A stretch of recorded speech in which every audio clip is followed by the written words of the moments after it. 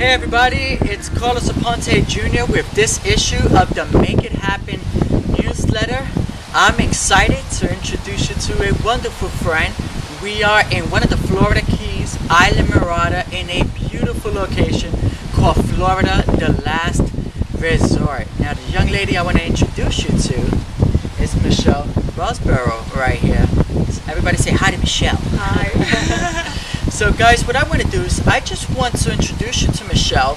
And Michelle, if you could, for our readers, you're originally from Ireland. From Dublin. From Dublin. And you've done some tremendous work both in the corporate field and also in the home business arena. You own this beautiful place in the Keys.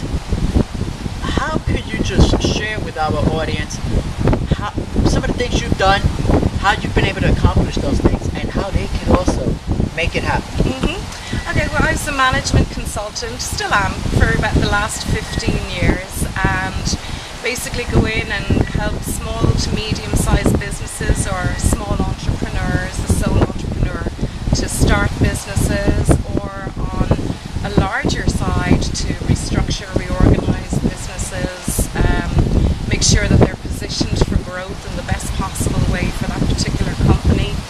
And I've done that through Ireland, England, Germany, US. Wow, international. An international consultant. And one of the things when I was setting up my business that was like really important to me was that I didn't want to be office bound.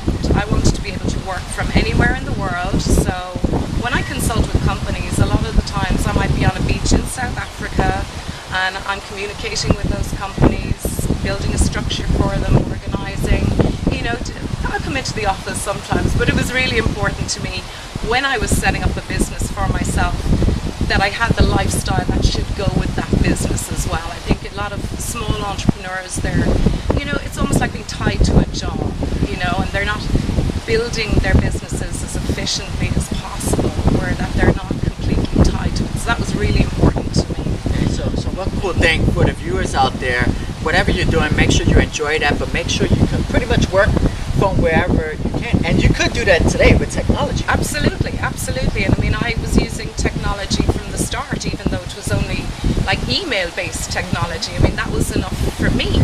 And one of the mistakes that small business owners make is that they feel that they have to be on site the whole time. That the business isn't going to run as efficiently without them. And that's just not true. They should be taking a more strategic overview of their business and putting in place operational manuals, so that it's the employees should be doing the day-to-day stuff. And it's the owners should be taking a much more strategic view of that business. Okay, I understand. Now, from a home-based business perspective, you've been successful in the home-based business arena as well. What turned you on to home-based business? Something very similar. I like getting paid not once, but over and over again. And I think the home-based business models, specifically network marketing, that is something that you build as a business asset for yourself. And it's actually quite similar to a small entrepreneur who's building a traditional business. It takes time, it takes hard work, but the great thing that I love about network marketing is that you don't need formal training to do it. You don't have to go and have a marketing degree. You don't have to give up your job to do it. You don't have to give up your business to do it.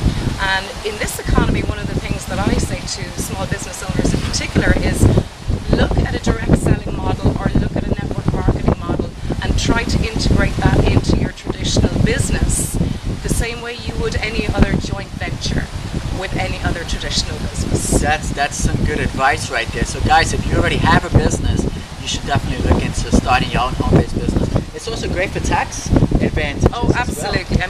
I think anybody in this economy who doesn't have a home-based business, you are just leaving so much money behind.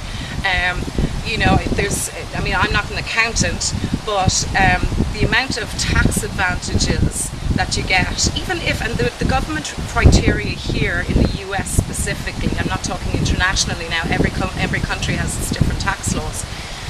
But literally, if you have a 2-employee household or a 1-employee household, and one of you sets up a business, or you both set up a home-based business together, literally the legislative criteria for tax reduction in this country is that you work that business 3 to 4 hours consistently per week, that you keep good records, and that you have an intention to make a profit. Awesome. Okay, so that can be part-time for even 2 employees if they're like working 60, 80, 90 hours a week. Definitely set up a home-based business, because you'll probably save on average between $6,000 and $10,000 per year. Awesome. So guys, make sure you reach out to your accountant and really take advantage of these awesome tax advantages when you own your own home-based business. Now, really quick before we wrap up, tell us about this beautiful home. I just want to thank you for inviting us down here with, we came down with the kids. We're having a great time. This is beautiful. Tell us about this, how you came across this beautiful piece of property. What do you use it for? And you've got to come down more. I know, this is one of my favorite places in the world. We have like over an acre of property in Islamorada on the Florida Keys, and it's just, look at this, it's like a stunning view. It's like 165 feet of white sand beach. It's got the heated swimming pool. It's 4,000 square feet of house, and what I love about it is the history that's attached to it. We didn't really want a cookie cutter house, so this is one of the original conch houses in the Keys. It was built in like 1922, and it's got some pretty serious history attached to it as regards who has stayed here and who've been guests here. We rent it out. We get down about maybe 3 or 4 times a year, but we rent it out most of the time. And one of the things that was important when we were looking for like an investment property that we could rent out was that it didn't have the hotel feel, that it was like a true Keys experience for people when they come here, and they can sit out on the old decks and sip their margaritas at sunset, and still have all the modern conveniences of a regular home. We just didn't want people having the hotel experience. That's so true. So, and I got that feeling. I just felt like I was in a traditional old Key, Florida Key home, and it's just amazing. Where can people learn some of the history? Oh yeah, sure. It's on our website, which is www.floridadalastresort.com, and that's our personal website. And there's like tons of photographs there, and there's a video montage of the property, and so people get a good feel for what it's real Keys living. It's come as you are. There you go. So guys, make sure you check that out and learn the history about this beautiful property. Now to wrap up, Michelle, I'll leave it up to you. One piece of advice that you can let our audience know how to make it happen. Just one thing on what they can do to make something happen in their life. I would say reevaluate straight away. If you're in a place where you don't want to be, what I advise people to do is do not wait until your back is up against the wall, because concrete has a really hard, cold feeling. Start investigating different options now, whether it's network marketing, whether it's direct selling, whether it's setting up your own little small business. Start looking at your options before your back ever gets to the wall. Prepare. Awesome. Well, thank you again for inviting us. It's always no worries. We're going to go have some fun in the water now. Take care, everybody. Yeah, bye-bye.